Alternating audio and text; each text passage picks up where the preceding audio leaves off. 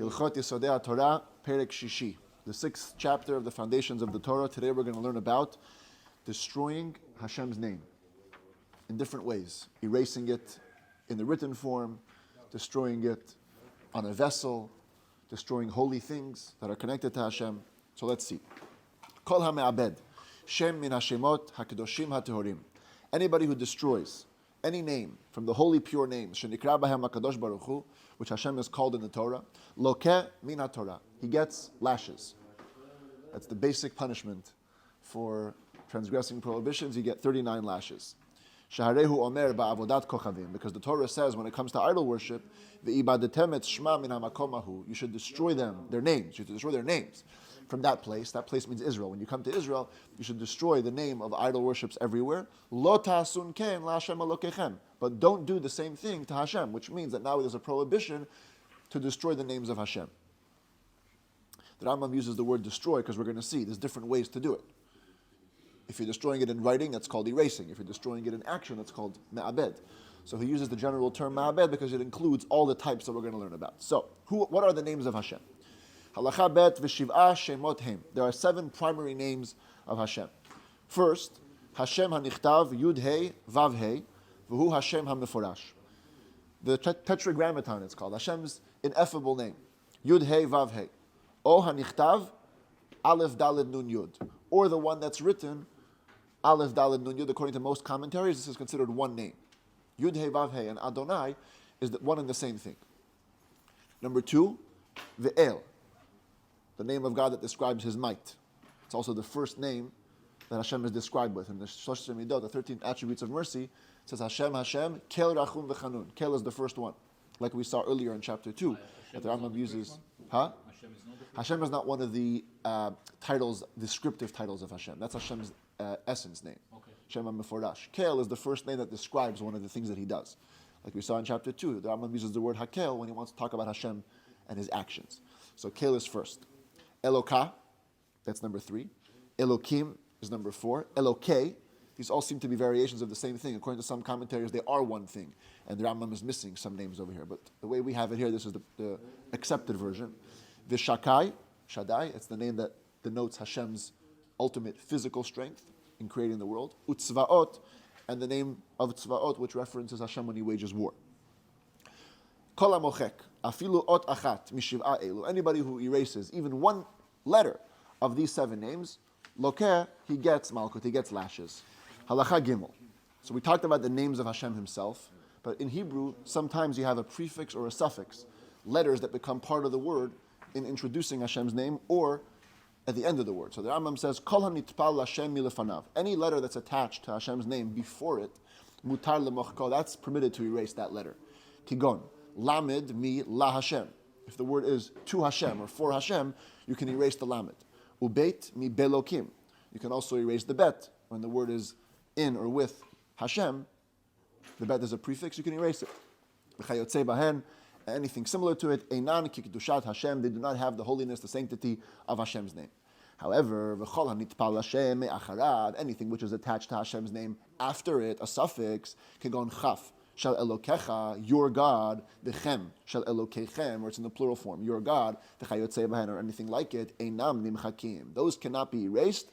V'harehem kish'aro tiyot shel shem. They become like any letter of Hashem's name, because they come directly after it, they assume its holiness. Hashem mikadsham.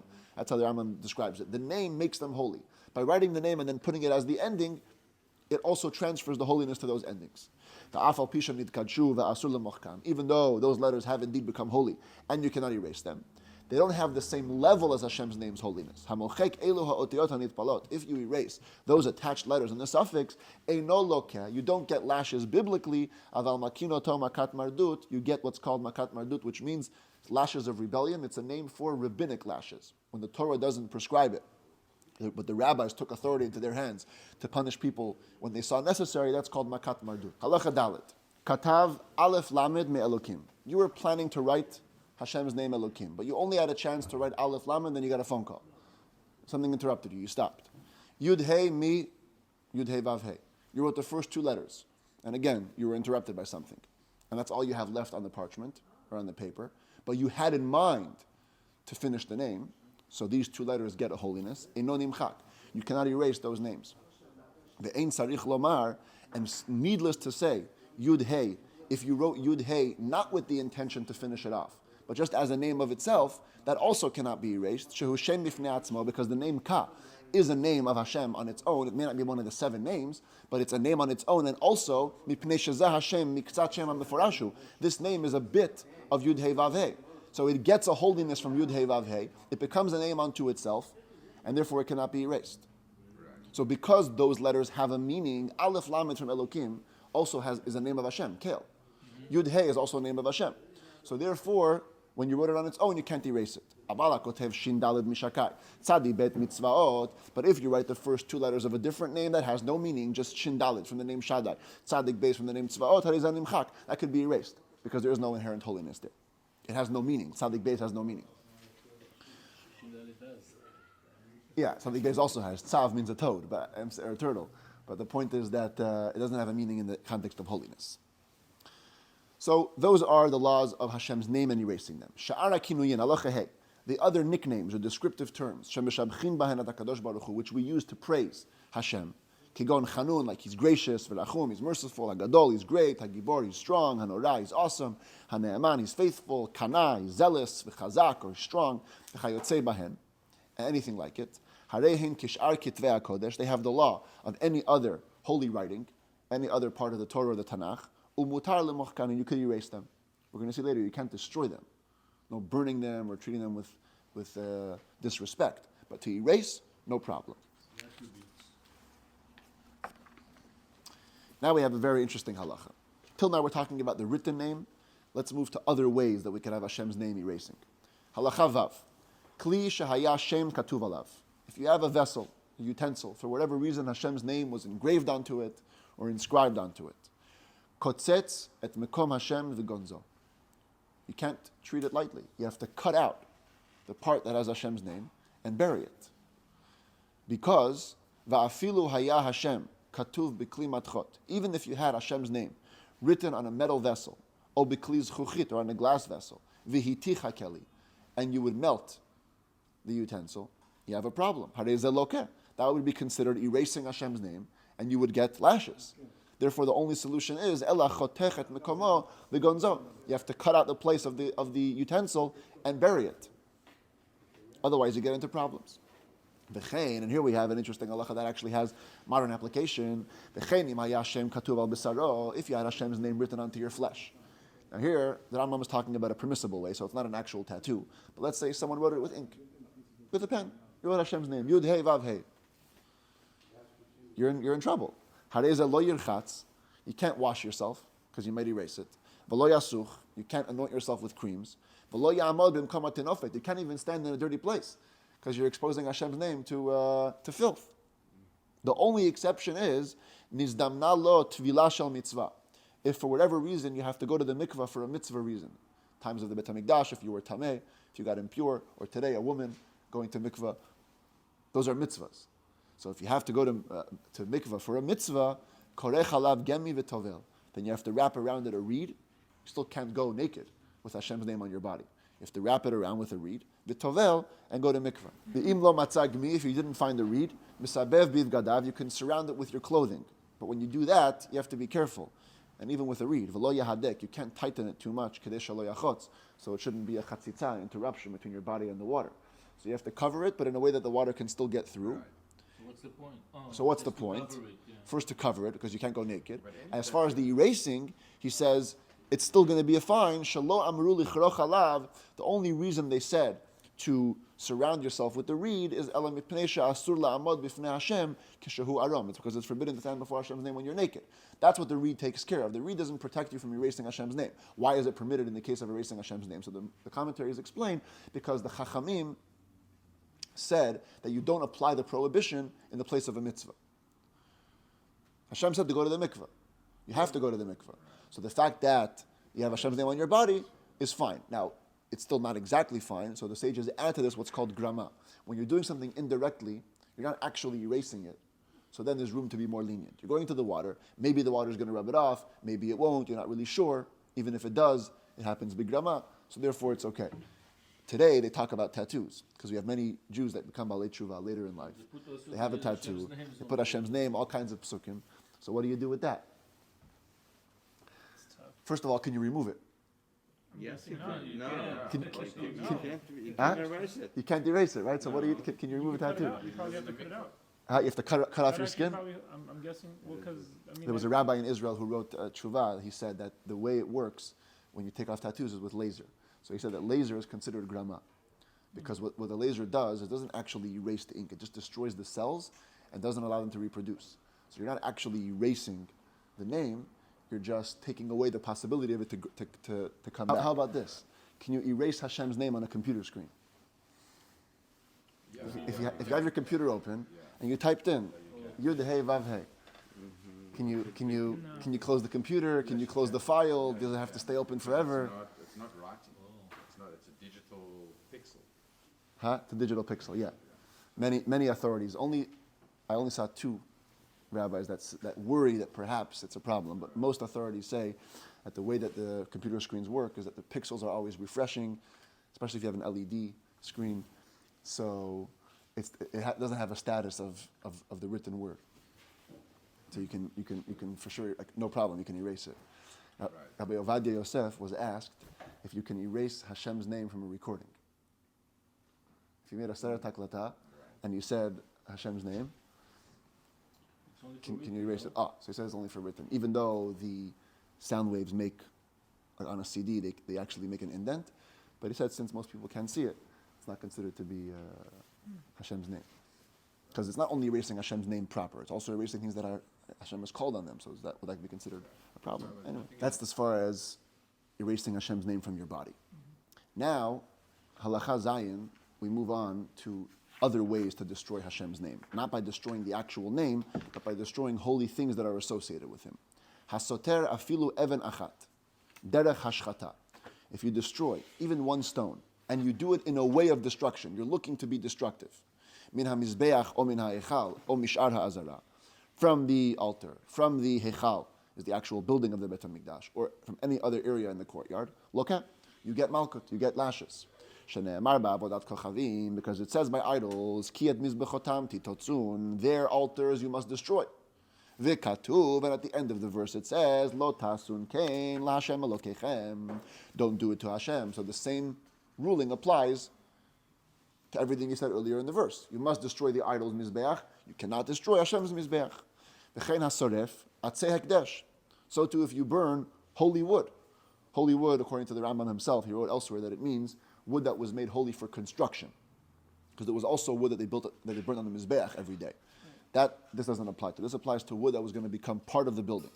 So you have wood of hekdesh, and you burn it derech hashchata, again with destructive intent. Lokeh, you get malkut, you get lashes. Shene'emar, in the same verse, va'asherehen tisrifun ba'esh. Their trees, the idol worshippers' trees, you have to burn in fire. Uchtiv, and then it says, Lo ta'asun kein laHashem elokechem. You cannot do the same to Hashem your God. You cannot burn His wood.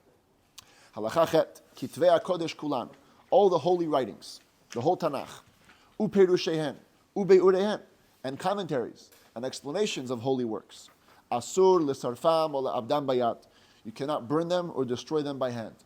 Before we said you could erase them. Erasing is not a problem. We're talking about burning or destroying the actual text in a disrespectful way. V'hama abdan bayad, if you do destroy them by hand, makinoto makat mardut. Again, it's not biblical. We can't punish you on a biblical level, but we do give you rabbinic lashes of rebellion. However, here we come to an interesting law.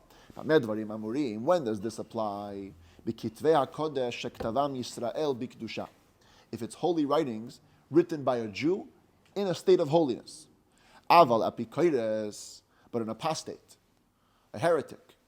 Yisrael, shekatav Sefer Torah, a Jewish heretic who wrote a Sefer Torah, sorfinoto im ha'azkarot shebo. Not only do you not have to worry about mistreating it, you're supposed to burn this Torah with all the names of Hashem that are in it, because he doesn't believe in the holiness of Hashem's name, and he didn't write it for the sake of holiness. Here you see clearly, you have to write it with intent in order for it to become forbidden. This Jew didn't write it with proper intent. He doesn't even believe in the holiness of Hashem. He thinks in his mind it's like any other thing. And because that was his intent, it the name of Hashem did not become holy. That's why you can mistreat it. But why do you have to burn it? You have to burn it not to leave any remnant or any zecher, any remembrance to the apikursim or their deeds. By the way, later on, at the end of this book, the Rambam defines that there's two types of heretics. One is called a min, who doesn't believe in Hashem, and one who is called an apikoros, who doesn't believe in the Torah. So some commentaries say that over here, the Rambam is not talking about apikoros. You're supposed to correct the word to min, because only a heretic who doesn't believe in Hashem, that's the one that you can burn. The Rambam later on writes clearly that a apostate Jew, you do have to bury his Torah. So some authorities want to correct and say, over here he's talking about a min. You don't believe in God, you have to burn your Torah. You do believe in Hashem, but you don't believe in the holiness of the Torah, that's a lower level, and you do have to bury that Torah. The Rambam concludes counterintuitively. A Jew who's an apostate and writes a Torah, you don't have to worry about it and burn it. But if a guy, an idol worshiper, wrote Hashem's name, gonzinota, then you do have to bury it. Because he meant Hashem. So it has a certain level of holiness. You have a Jew who is going against, you could end up with a situation where you're burning the Torah. When a guy writes it, you have to bury it. If you have holy writings that got withered out with time, in the olden days especially, you have parchment scrolls, they get exposed to different temperatures and they get ruined. Or holy writings in general, forget Hashem's name, they're just writings written by a guy. Yiganezu, they have to be buried. Now the Rambam gives us some rules when it comes to different places that Hashem's name is mentioned in Tanakh, where we're unsure if it's a reference to Hashem or to somebody else. Halakha tet. Kol hashemot ha'amurim ba'Avraham kodesh. Every time Hashem's name is mentioned about Avraham Avinu, a couple of parshas in the Torah, it's all holy names. Af zeh shene'emar, including the verse that says, Hashem, Adonai, imna matzati chen be'einecha. This is when he was standing out after his Brit Milah. He's outside his tent, waiting for guests, and he sees guests coming, and he says, Adonai, my master, if I find favor in your eyes, don't go away. So the simple interpretation is that he was telling the guest. He called them, my masters, don't go away, come here. But the true interpretation, according to the Rambam, is that he was talking to Hashem. He said, Hashem, you came to visit me, don't leave, I'm going to take care of the guest. So he's talking to Hashem, so it's a holy name. Kol Hashemot ha'amurim belot. All the names of Hashem that are said in the story of Lot are chol. They're considered unholy. They're not referenced to Hashem. When the angels came to visit him, he said, Hineh na Adonai, behold my masters. Suru na Adonai, the masters, turn around. He was talking to them. Chutz mizeh, except for later in the story, after Sodom was overturned, and they were taking him away, he told them, go to this city. He said, Al na Adonai, please know, Hashem, Hinena matzav dechachem, let your servant find favor in your eyes. Over there he was addressing Hashem. Because he said, if you take me to that mountain, I'm going to die, let me go somewhere else. So he was actually addressing Hashem, that's a holy name. Kol Hashemot ha'amurim b'Givat Binyamin. All the names of Hashem that are said in the story of Givat Binyamin, Kodesh, they're holy. This is a famous tragic story where there was a woman who was killed, Pilegesh b'Givah, and then the husband chopped her up into 12 pieces and sent her flesh around Israel, and everyone got very upset at the tribe of Benjamin, and they went to have a major war with them. So in the Tanakh it says that before they went to war, Vayish'alu be'Elohim, they inquired from Hashem, should we go up to war or not? Hashem said they should, and they lost the war. And later on they went and asked Hashem again, and then they won the war. So some opinions say, because the first time they lost the war, maybe the pshat is that they asked idols, not Hashem.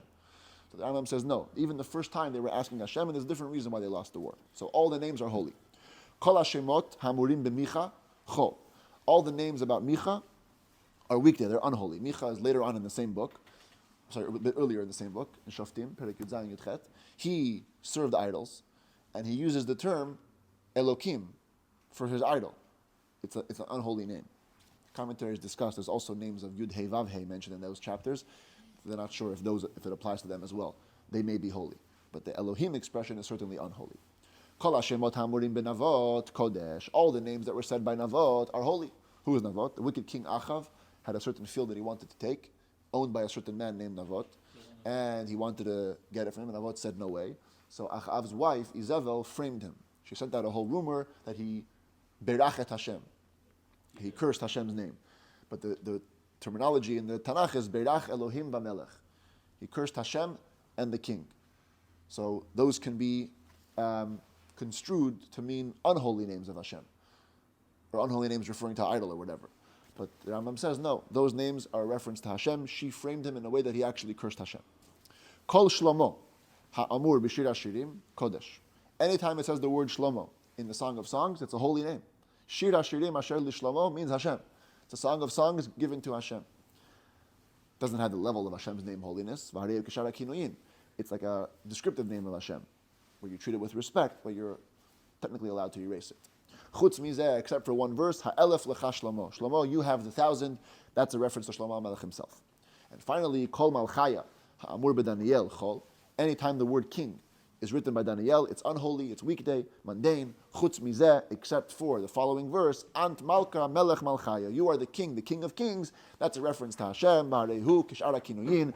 And it's like any other descriptive term of Hashem, which has to be treated with respect, but may be erased.